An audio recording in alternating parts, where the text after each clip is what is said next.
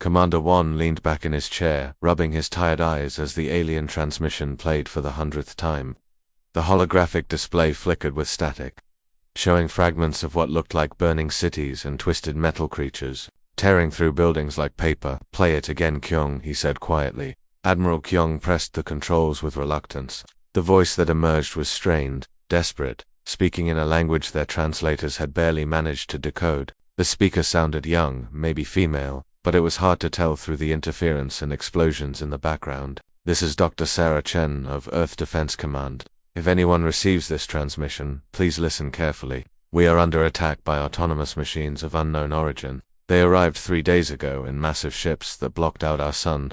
These things, they don't just destroy, they consume everything metal, organic matter, even the ground itself. They're turning our world into more of themselves." The transmission crackled with weapons fire. In the background, Juan could hear people shouting orders, children crying, the deep mechanical grinding of the invading machines. "Our military is fighting, but conventional weapons are useless. Nuclear strikes only feed them more material. They learn from every attack, adapt in real time. We estimate Earth has maybe 72 hours before complete consumption. Mars colony went silent yesterday. The Jupiter mining stations... They're just gone." A massive explosion shook the recording. When the static cleared, the voice continued, now barely a whisper. "We managed to capture one of their smaller units. Our scientists think they're von Neumann machines, self-replicating robots, designed to consume worlds and build more of themselves, but they're not random. There's intelligence behind this, coordination. They're following some kind of plan." Admiral Kyung paused the transmission. "Sir, this matches 17 other distress calls we've received over the past year. Always the same pattern, unknown machines, total consumption, then silence." One nodded grimly. He'd been tracking the reports. 2. A trail of dead systems stretching across the outer rim, all going quiet one by one. "Continue the playback." The human's voice returned, now accompanied by a different sound, something that made one's skin crawl. It was like metal grinding against metal, but rhythmic, almost musical. The machines were singing. "If you're receiving this, you need to know they're not stopping with us. We intercepted part of their communication network. There are hundreds of these fleets, maybe thousands, all heading toward the galactic core, toward your civilizations. We're just the first course in their feasts." The young woman's voice broke slightly. "We've lost contact with our outer colonies. The machines have adapted to our quantum encryption in less than 6 hours. They're using our own technology against us now, building themselves new weapons from our ships." Through the static, one could hear something else. The sound of human voices raised in defiance, military personnel giving orders, civilians evacuating, scientists sharing data even as death approached. These humans were fighting to their last breath, not for victory but to gather intelligence for species they'd never met. "We're implementing Scorched Earth Protocol now. Every military base, every factory, every technological center, we're destroying it all to deny them resources. It won't save us, but it might slow them down. Give you time to prepare." A new voice joined the transmission, older, authoritative. "This is General Morrison. To any galactic species receiving this message, these machines are smart but not perfect. They struggle with quantum interference and high-energy plasma fields. They avoid pulsars and gravitic anomalies. We're uploading all our combat data to this transmission. Use it. Learn from our mistakes." Admiral Kyung's claws tapped nervously on his console. "Commander, the data package attached to this transmission is enormous. It contains detailed analysis of the machine's construction, behavioral patterns, tactical assessments. They compiled decades worth of research in 3 days." The female voice returned, now speaking over the sound of approaching mechanical footsteps. "This is our final transmission. The machines have breached our last bunker. To whoever finds this message, we failed to stop them, but we learned how they can be beaten. They're not invincible. They're just ... very, very hungry." The footsteps grew louder. One could hear energy weapons charging, the distinctive whine of human plasma rifles. "Remember our species. Remember that we tried to warn you. We go silent now, but our data lives on. Use it. Stop these things before they consume the entire galaxy. This is Earth Defense Command, signing off." The transmission ended with the sound of weapons fire, inhuman screeching, and then ... nothing. The council chamber fell silent. 12 different species sat around the curved table, each processing what they'd just witnessed. The Zephyrian's tentacles writhed with anxiety. The crystalline Karathi pulsed with worried light. Even the normally stoic Drakmorn seemed unsettled. Councillor Vex of the Trade Federation spoke first. Another primitive species consumed by their own creations. This happens every few centuries. Why should we concern ourselves? Because they're heading this way, Juan replied sharply. This isn't some isolated incident. We've lost contact with 47 systems in the past year, all following the same pattern. Unconfirmed reports from the Outer Rim dismissed Councillor Thresh. Pirates, natural disasters, civil wars. There could be dozens of explanations. Admiral Keong activated the star map. Red dots marked the dead systems, forming a clear pattern spiraling inward toward the galactic core. The pattern is unmistakable. Something is consuming worlds systematically, and it's accelerating. The debate raged for hours. Some demanded immediate military action. Others argued for caution, claiming insufficient evidence. The isolationist faction wanted to strengthen border defenses and abandon the outer colonies entirely. As dawn broke over the council chambers, Juan found himself staring at the data package the humans had died to transmit. Buried in their desperate final hours was enough tactical information to outfit 1,000 fleets. These unknown humans had given everything, not just to save themselves, but to arm strangers they'd never met against an enemy they'd never survived to see defeated. The vote was called. 13 species, representing trillions of lives across hundreds of worlds. The motion to investigate the human transmission and prepare defensive measures passed by a single vote. 3 scout ships, announced Council Speaker Zara. Minimal risk, maximum information gathering. Report back in 30 standard days. As the council dispersed, Admiral Keong approached Juan's station. Sir, there's something else in the human data, hidden in the quantum signatures. It's encrypted, but I think they're still out there. Juan looked up sharply. Explain. The transmission timestamp shows it was sent after Earth went silent. Someone survived. Someone is still broadcasting. Captain Era's 3-ship reconnaissance fleet dropped out of hyperspace at the edge of the Sol system, and immediately every alarm on the bridge started screaming. The sensor readings were impossible, horrifying, and completely wrong. What in the void happened here? Whispered Lieutenant Hannah from her navigation station, staring at the tactical display with wide eyes. Where Mars should have been, only a skeletal framework remained. The planet's red surface was gone, carved away like someone had used a massive spoon to scoop out its insides. What was left looked like a giant metal egg, honeycombed with tunnels and chambers that pulsed with strange blue light. Captain, Science, Officer Tay called out, his voice shaking slightly. I'm reading massive energy signatures from that ... thing. It's not dead, ma'am. Something's still active inside. Aira gripped her command chair tighter. In her 20 years of deep space exploration, she'd never seen anything like this. Show me Earth. The main screen shifted to focus on the third planet. What they saw made the bridge crew fall silent. Earth looked like it had been through a meat grinder. Continents were missing chunks. Oceans had been drained to reveal the seafloor, and massive scars ran from pole to pole like claw marks. But it was Earth's moon. That truly shocked them. The familiar silver orb was now a cloud of debris, broken into thousands of pieces that formed a glittering ring around the planet.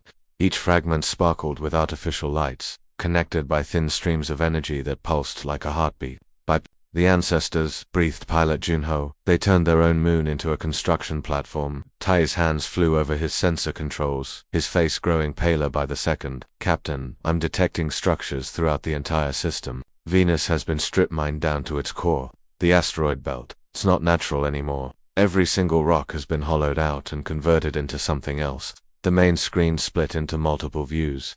Venus glowed like a forge. Its surface, covered in geometric patterns that could only be massive manufacturing facilities. The asteroid belt looked like a three-dimensional city, with metal frameworks connecting every floating rock into one enormous structure. Focus on Jupiter, ordered, though part of her didn't want to know what they'd find. The giant planet appeared on screen, but something was wrong with its famous swirling clouds. Instead of the familiar bands of gas, there were geometric patterns, straight lines, perfect circles, and angular shapes that moved with mechanical precision. Those aren't clouds anymore, Tay reported, his voice barely audible. They're camouflage. There are structures inside Jupiter's atmosphere, massive ones. I'm reading shipyards the size of continents, all hidden inside the gas giant. Navigation. Officer Minho pulled up a system-wide scan. Captain, look at this. Every major celestial body has been modified. The humans didn't just fight those machines, they turned their entire solar system into some kind of ... weapon. Era studied the data streaming across her screens. The scale was unimaginable. Humanity had sacrificed their own worlds, stripped them bare, and rebuilt everything into something new. But for what purpose? Time analysis, she ordered. How long did this take? Tay worked frantically with his equipment. Based on the construction patterns and energy signatures, minimum 50 years, ma'am, possibly longer. They've been preparing for something massive. The bridge fell quiet except for the hum of life support systems. 50 years meant the humans had started this project long before the machine invasion. They had seen something coming and spent half a century getting ready for it. There's more, Tay continued, his voice tight with worry. I'm detecting weapon signatures unlike anything in our databases. Whatever they built here, it's designed to fight something specific, something they knew was coming. Suddenly, proximity alarms started blaring. 3 objects were approaching their position, sleek, dark shapes that seemed to absorb light rather than reflect it. Unknown vessels closing fast, reported Minho. They're not showing up on standard scans.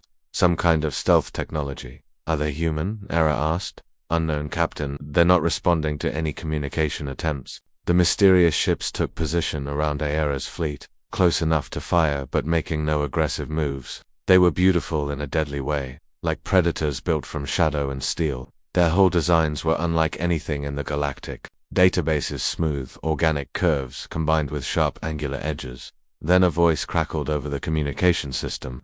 It was human, but different from the desperate transmission they'd received weeks ago.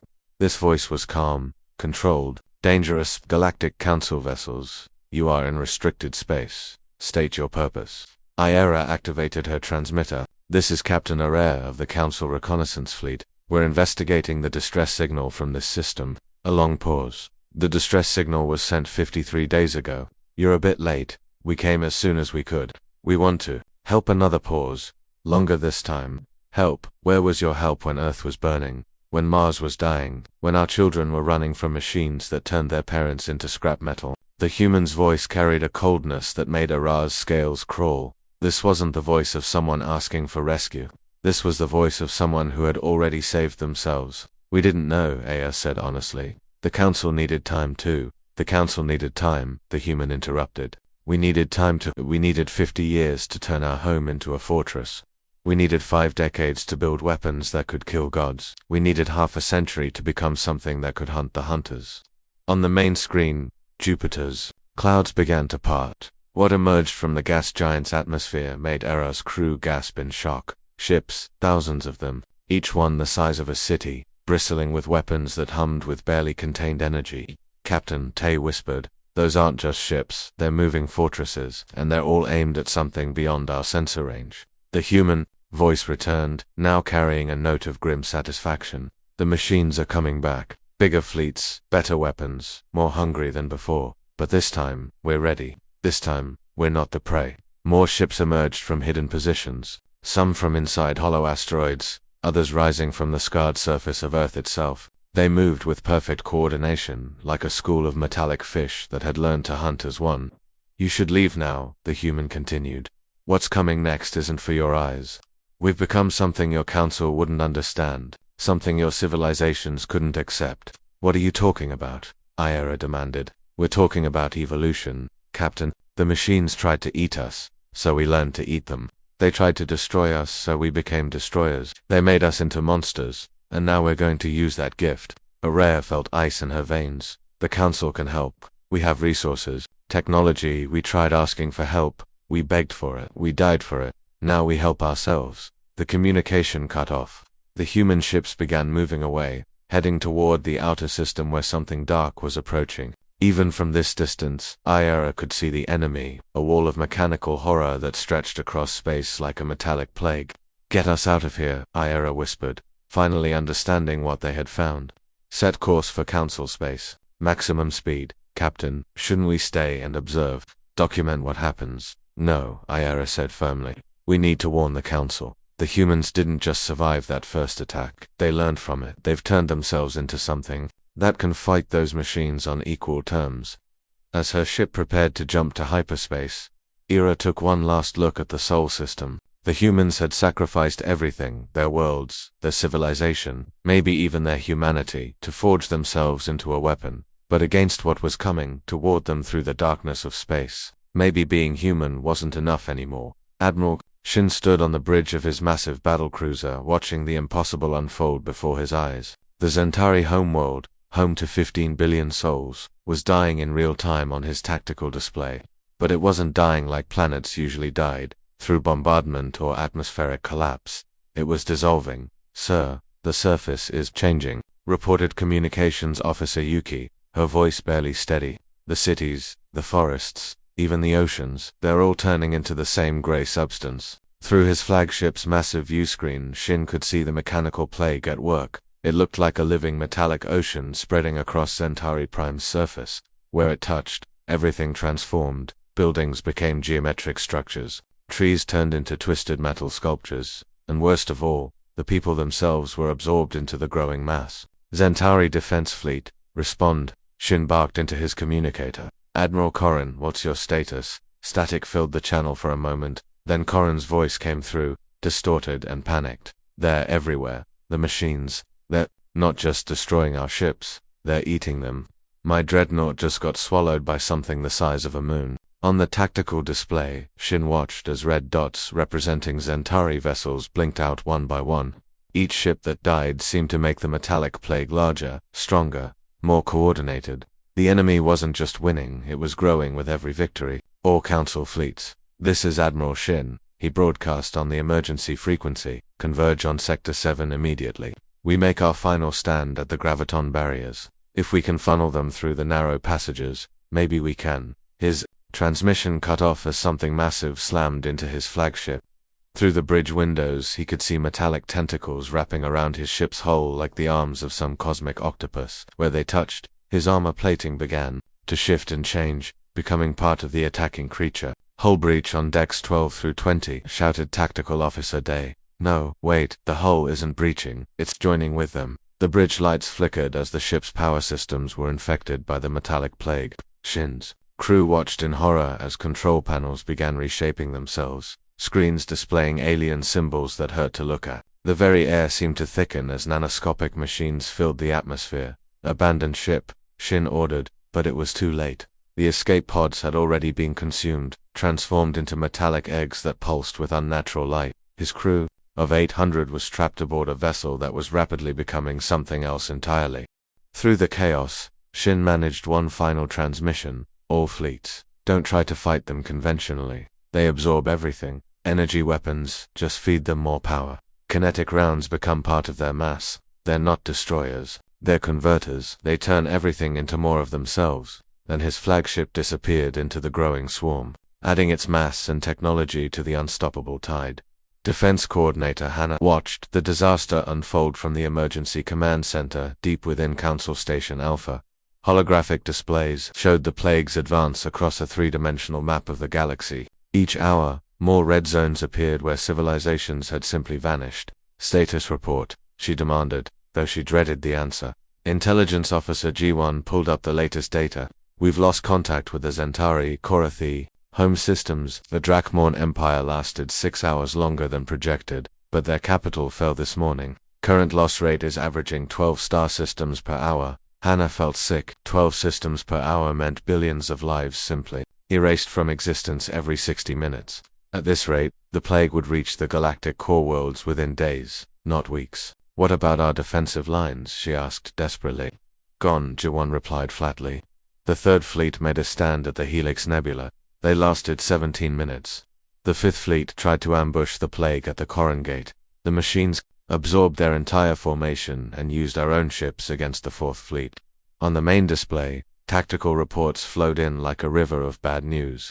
The metallic plague wasn't just consuming worlds, it was learning from each victory. The first attacks had been crude, overwhelming but wasteful. Now the machines fought with precision, using captured technology against its former owners.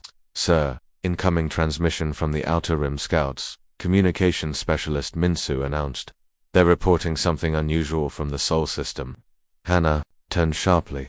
The Sol system was where Captain Iera had detected those mysterious human installations weeks ago. Put it through. The scout's voice was filled with disbelief. "Command, this is Scout Leader Park. I'm transmitting visual data from the Sol system. You're not going to believe this." The main screen shifted to show deep space footage. At first, Hannah saw nothing but stars and cosmic dust.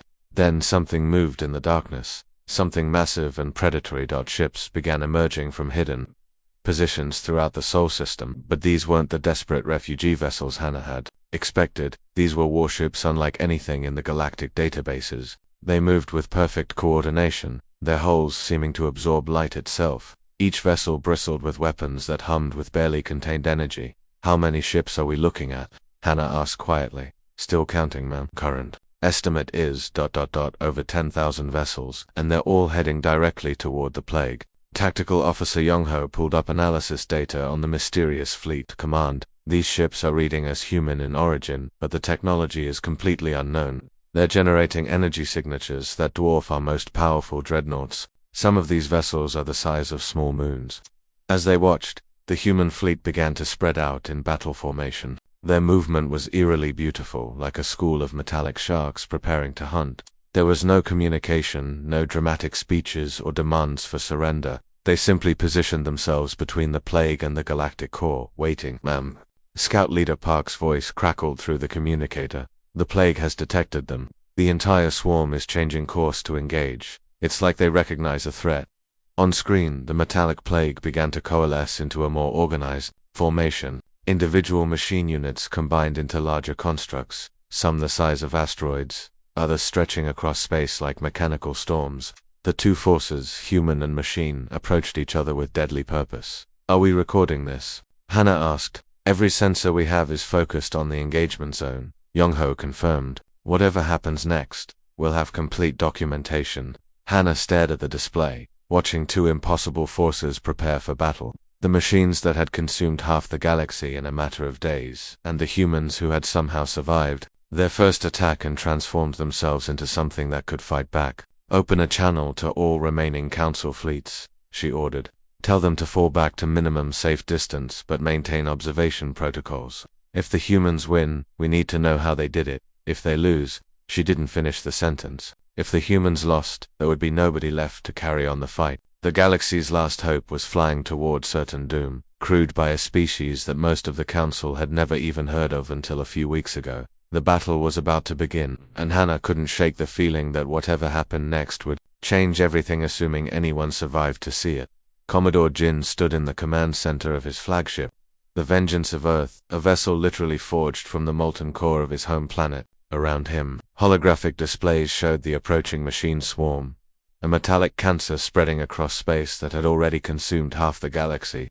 "All ships, this is Jin." He spoke into his communicator, his voice carrying the weight of 50 years of preparation. "Today we make them pay for every life they took, every world they stole, every child they turned to scrap metal. Execute Pattern Omega." The human fleet moved like a pack of wolves that had been hunting the same prey for decades. These weren't the desperate survivors the galaxy expected. These were predators who had spent half a century learning how to kill gods. Captain Yuna's destroyer squadron, Death's Edge, broke formation first. Her ships were sleek and deadly, built from the bones of Mars and powered by technology that shouldn't exist. They dove toward the plague's outer edge like hawks striking from above. "Target acquired," Yuna reported over the battle network. "Identifying coordination node cluster 7 Alpha, beginning surgical strike." Her weapons weren't like anything in the galactic databases. Instead of energy beams or kinetic rounds, they fired streams of pure quantum disruption technology, reverse-engineered from captured machine units during Earth's final hours. Where the beams touched the mechanical swarm, entire sections simply stopped working. Their hive-mind connection severed. The plague tried to adapt, sending reinforcements to protect the damaged nodes, but the humans had expected this. Colonel DeWan's stealth squadron materialized from seemingly empty space, their ships invisible to both conventional sensors and machine detection systems. "Ghostwing, deliver the package," Jin ordered. Ships were smaller than the destroyers, but infinitely more dangerous. Each one carried antimatter charges specifically designed to disrupt machine replication protocols. They slipped through the plague's defenses like shadows, planting their deadly cargo in the swarm's processing centers. "Charges planted," they reported, initiating cascade failure in 3.2.1. Space lit up with brilliant explosions as antimatter met machine matter. But these weren't random detonations. Each blast was precisely calculated to create maximum disruption in the swarm's coordination network. Entire sectors of the plague suddenly went dark as their control systems failed.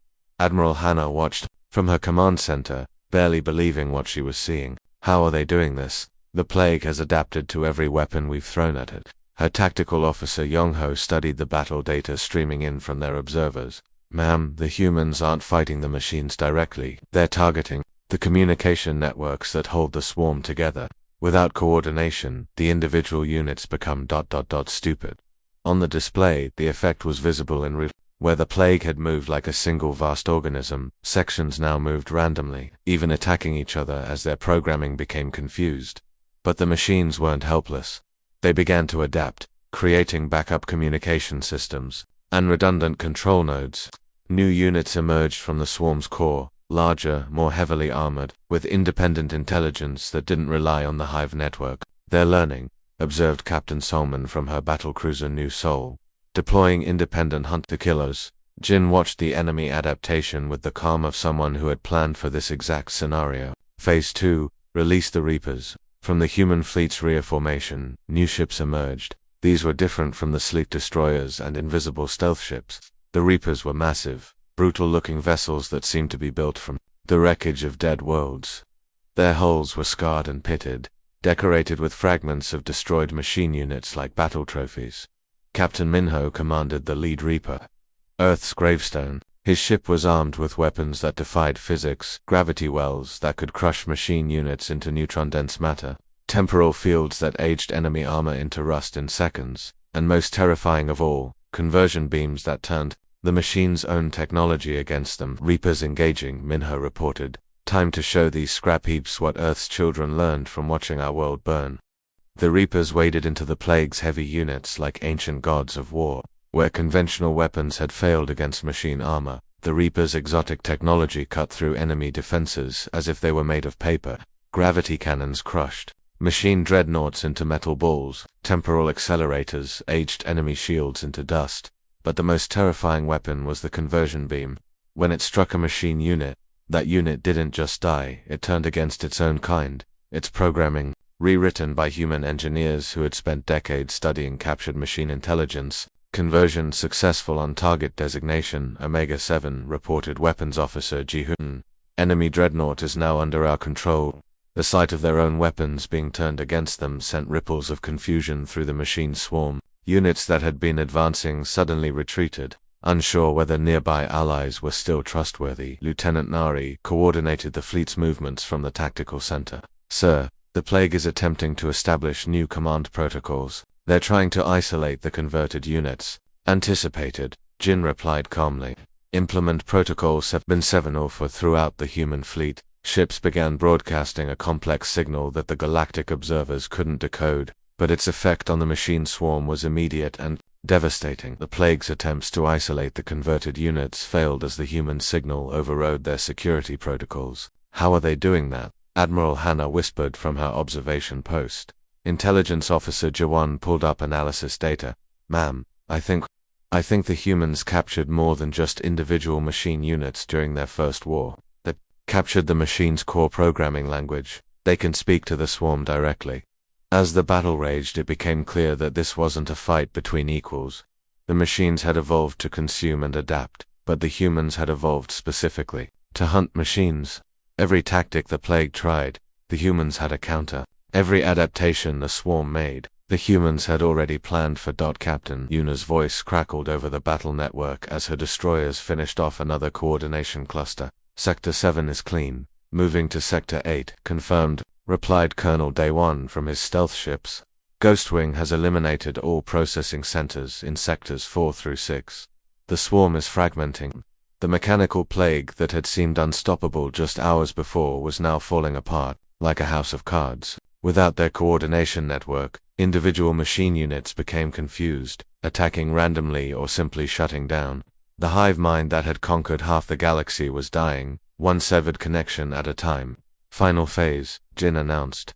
To his fleet, all ships, prepare for the cleansing.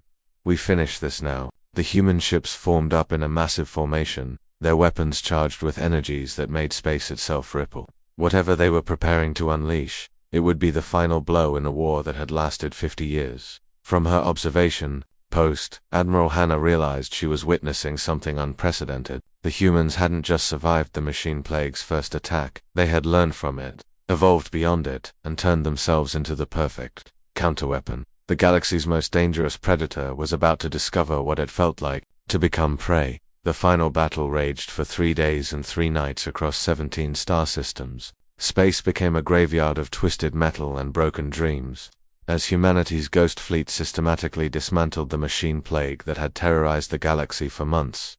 On the 3rd day, as the last machine stronghold crumbled under human assault, an eerie quiet settled over the battlefield. Commodore Jin stood on the bridge of his flagship, watching the final enemy construct collapse into metallic dust. Around him, his crew worked in professional silence, cataloging the destruction with the same cold efficiency they'd brought to the war. "Sir, all enemy signatures have gone dark," reported Captain Yuna from her destroyer. "The plague is finished." Jin nodded slowly. 53 years after the first machine probe had entered Earth's solar system, the war was finally over. But the victory felt hollow. Earth was gone. Mars was a skeleton. Billions of humans had died in the opening days of the conflict, and their sacrifice could never be undone. "Begin the withdrawal," Jin ordered. All ships returned to staging areas. "We're going home." But even as the human fleet began to disperse, long-range sensors detected incoming ships. The surviving council species were approaching massive diplomatic vessels accompanied by honor guards and medical ships. They came bearing gifts, treaties, and speeches of gratitude. Admiral Wan led the council delegation aboard his gleaming flagship, its hull polished to mirror brightness and decorated with the symbols of a dozen different species. As he drew closer to the human fleet, he activated his communications array and broadcast on all frequencies. "Humanity, this is Admiral Huan of the Galactic Council. On behalf of all free species in the galaxy, we offer our eternal gratitude. For your sacrifice and heroism, you have saved us all, and we would be honored to welcome you as full members of the Council with all rights and privileges." The transmission was interrupted by a cold, mechanical voice. "Admiral Wan, this is Commander Jin. Your offer is noted and rejected." Wan blinked in surprise. Behind him, his staff exchanged confused glances. This wasn't how these ceremonies usually went. "Commander Jin, surely we can discuss this. Your people have earned a place of honor among the galactic community. Think of what we could accomplish together: shared technology, mutual defense pacts, cultural exchange. Jin's laugh was bitter and sharp. "You want to learn about human culture? Here's lesson 1. We remember who our friends are and who they aren't." The human ships began moving away from the council fleet, not fleeing but withdrawing with the measured precision of a predator that had finished its hunt. Their dark holes seemed to absorb light itself, making them appear more like holes in space than actual vessels. "Commander, please reconsider." One tried again, his voice taking on a desperate edge. "The galaxy needs protectors like you." "There could be other threats. There will be other threats," Jin interrupted. "And when they come, you'll do what you always do: form committees, debate endlessly, and wait for someone else to solve your problems. Well, that someone else is us now. But we won't be taking orders from politicians who let entire species die while they argue about procedure." Captain Yuna's voice joined the conversation, crackling over the comm system from her destroyer. "Admiral Huan, do you know what your council was doing while Earth burned? Debating whether we were worth saving. 12 billion humans died while you counted votes. That's not fair," protested Councillor Thresh from the diplomatic vessel. "We moved as quickly as we could given the proper protocols." "Protocols," spat Colonel Day One from his stealth ship. "My daughter was 7 years old when the machines came. She died clutching a toy while your protocols were being discussed. Don't talk to me about fairness." The communications channel fell silent except for the background hum of ship systems. In that quiet, Admiral Huan finally understood what humanity had become. They weren't the desperate refugees he'd expected to rescue. They were something far more dangerous: survivors who had paid the ultimate price for the galaxy's indifference. "We made mistakes," one admitted quietly, "but surely we can learn from them. Build something better together." "You had your chance to build something better," Jin replied. 53 years ago, we sent you everything we knew about the machine plague. Detailed tactical data, weaknesses we'd discovered, battle plans that could have saved millions. You filed it away and forgot about it. The human fleet was spreading out now, individual ships heading toward different points in space. Some disappeared into hyperspace, others simply faded from sensors as their stealth systems activated. They were returning to whatever hidden bases they'd built in the ruins of dead systems. "Where will you go?" one asked, though he wasn't sure. He wanted to know the answer. "Everywhere," Jin said simply. "We've learned that threats can come from anywhere, anytime. So we'll be watching, always watching. When the next plague comes, and it will come, we'll be ready. Whether you are or not, and if we need help again." There was a long pause before Jin answered. "If innocent people are dying, we'll help. Not because we like you, not because you deserve it, but because someone has to. That's what humans do. We protect those who can't protect themselves, even when they wouldn't do the same for us." Captain Minho's voice came over the channel from his massive Reaper-class battleship. "But don't mistake our mercy for weakness, Admiral. We've become something your council couldn't imagine. We've stared into the abyss of extinction and chose to become the abyss ourselves. We're not the same species that sent you that SOS 50 years ago." The last human ship began to fade from sensors, its advanced stealth technology making it nearly invisible against the star field. But before it disappeared completely, Jin's voice came through one final time. "Tell your council this. The galaxy is under new management now, not your management ours. We won't rule from golden thrones or issue grand proclamations. We'll watch from the shadows, and when something threatens the innocent, we'll end it, permanently." The communication channel went dead. Admiral One stared out at empty space where the human fleet had been moments before. They were gone, vanished, into the dark between stars like ghosts returning to their graves. "Sir," his communications officer said quietly, "what do we tell the council?" One was quiet for a long moment, thinking about the species that had just saved the galaxy and then walked away from any reward. "Tell them the truth. Tell them that humanity died to save us all, and something else was born from their ashes." In the weeks that followed, strange reports began filtering in from across the galaxy. Pirates who had terrorized trade routes for decades simply vanished overnight.